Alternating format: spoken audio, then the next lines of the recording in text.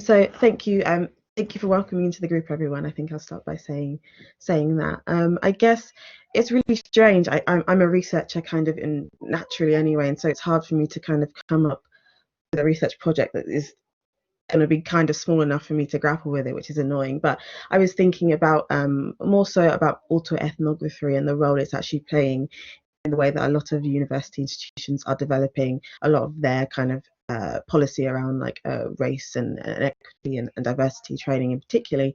And I started this kind of thought in my head about the idea of what is autoethnography, not really as a methodology but as a form of scholarship.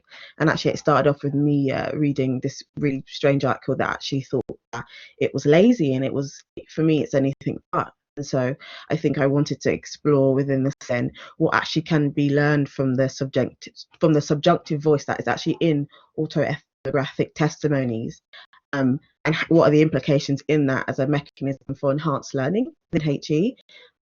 So I guess thinking a bit more about that, I will say that for disclaimer for everyone, I hope everyone is well. But this presentation was done during COVID and during Black Lives Matter movement, so I think it is informed a lot by that. And I guess as a side note from that, I do hope everyone is doing well in their respective kind of spaces. First and foremost, I guess thinking about some of the key themes within this particular kind of research, and I say research, I think for me, it's almost like telling a story. I want to tell the story of maybe some of the implications of ethnography on the writer and what actually that looks like. So thinking about racial equity, thinking about positionality, thinking about language and passionate pedagogy, and kind of when you're dealing with the experiential, how do you optimize someone's engagement with someone that particularly might not come from your same position. So again, I was doing research on autoethnography, which is a qualitative form of research, and it's the writer kind of emoting and speaking it through a topic or a piece of research or a piece of discourse and framing it around their own social context. And for me, why this becomes really important is that it allows it to become socially engaged in a really different way, in a really nuanced way, and it is really, for me, just a form of engaged storytelling, which is really useful in this current time we're in. Because the way people are experiencing their different realities and what actually that looks like and how that plays out. So for me, when thinking about what could be an example of autoethnography, my mind immediately goes to the idea of that black and brown students and staff of colour are constantly being given these tasks about, tell me about your experience, tell me how I can make the culture of the university more suitable. And whilst it's useful in one sense, I'm always mindful about what are the implications on the person that have to always be the one delivering, giving a part of themselves within that narrative in order to inform someone else's narrative. So thinking then about what is the difference and what are the implications of difference, particularly around interaction and then around engagement, because for me they're two very different things. Anyone can read something that I've written, for example, and they can interact with that piece, but in terms of optimization, how do we engage that, and how do we then turn that into policy without the onus always being on the person who is essentially the victim or victimhood? And that's another kind of discourse that I was looking about. So this really stems from a piece I wrote for Shades when I first started in 2018. I was studying. I think I was like 22. I think I was still quite young, and it was this idea of the acronym BAME and what that meant to me at the time. And so I put a quote of what I wrote in that piece, and it was about me really lamenting over the fact that I was like this quota for them, and that I wanted to find this really alternative strategy to articulate my experience. But at that time, I recognised I actually didn't have the language to communicate it. And whilst the conversation has definitely progressed moving forward, I think there's still that onus on me for me to reveal part of myself, for me to give that experience to someone else. And actually, what are the implications on me as the writer or as the person living through that?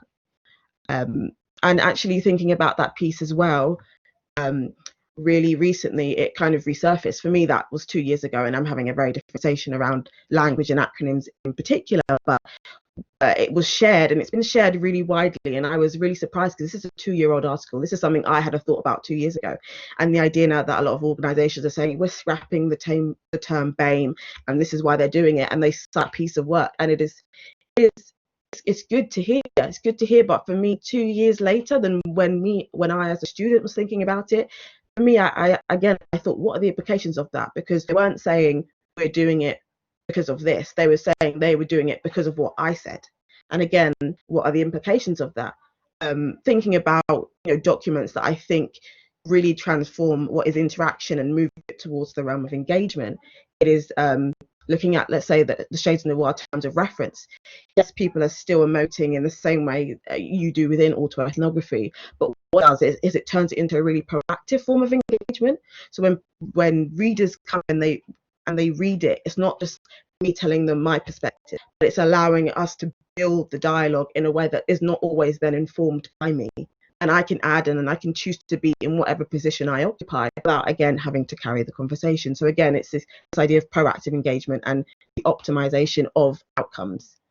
And again, so in this particular piece of research, I thought, why not do exactly what I'm talking about? Why don't I just tell the story of, I don't know, and it's a bit of an oxymoron, but why don't I tell the story of autoethnography, and particularly when it moves into the university and it starts to speak around theories or kind of conditions of exclusion and erasure.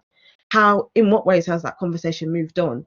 For me, for others, allies, well, what does that look like for everyone? Because it's not, erasure is not just for the people that it is erased. There's implications also on the dominant narrative and those who adhere to that and what that looks like. So again, it is kind of an exploration of language, but it's about how people are positioning themselves and who is leading the agenda, and then how that is then reflected in autoethnographic testimony. So again, for me, it's about bringing, whilst autoethnography is useful in bringing the consciousness out of the writer, how can we then give that to someone else as an ally or as someone who's really interested in that perspective, and let them have a similar kind of psychological encounter? Because for me, that's engagement. For me, that's when something really hits home what is going on, and it moves people to act. Like some of the earlier presentations have said, it's not always about talk. I can write, I can express whatever I want, but things aren't really changing in the way that people would like them to do. Yet the language and the way at which we're approaching it is so targeted, it's so directed. But then what is happening? What is the implications of all these things? Talk is cheap, as they say. So then thinking about really what I desire for this piece of this story, I aim to write maybe a couple thousand words of just kind of really exploring the methodology and thinking, okay, what is guiding this research? What is my position within the research as a Black queer woman? What does that look like? We know the statistics around Black female professors, so it's co-committed in a way that everything's dependent on one another. This is a whole ecosystem, but I'm always interested in outcomes. What are the implications? Once again, what are the benefits of me doing this work? Why this research and now? And I think particularly for me, just thinking about the situation we're in with COVID, and we're all at home, and we were witness to a second reiteration of the Black Lives Matter movement, and this time around people have been moved to support that movement. But again, why was that? What is it about these present conditions, and what is it about being in lockdown? And for me, it's an inability to escape that which is going on outside, because we can't interact in the same way as we did in 2014 and 15, when actually the Black Lives Matter movement began.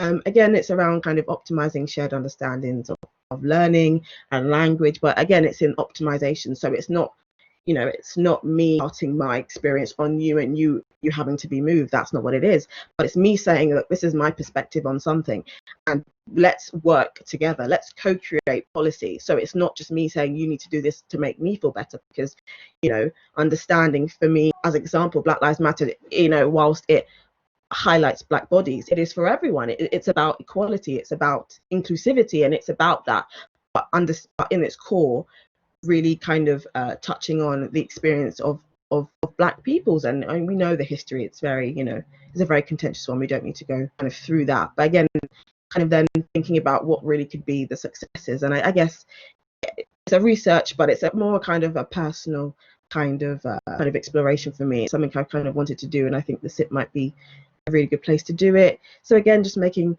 distinction between road mapping consciousness, which is what a lot of people do when they do write, especially from an autoethnographic stance, versus using that as a blueprint for education, and just again thinking about the implications and the way my words or the words of someone else travels, and actually what that ends up like, and who is deciding what that looks like in HE in particular.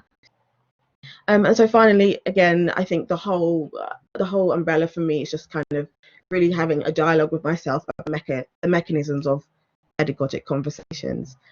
And it was kind of, my final thought was about an article I read by Hayward, and it was in 2015, and it was talking about that rather than filling tick boxes and filling quotas, HE needs to evaluate. HE needs to just evaluate something, and I wanted to leave it blank because I don't think that's for me to say. I think it's easy for me to say what I think, but what really does HE think that they need to do in order to achieve inclusivity born of its own organic right? Because let's face it, things are made inequitable. I believe, inclusivity is okay. So it's just having that conversation and just thinking really. But that is, those are my thoughts about what I want to do for the SIP presentation. Thank you. Thank you, Raven. Thanks very much. You were spot on your 10 minutes.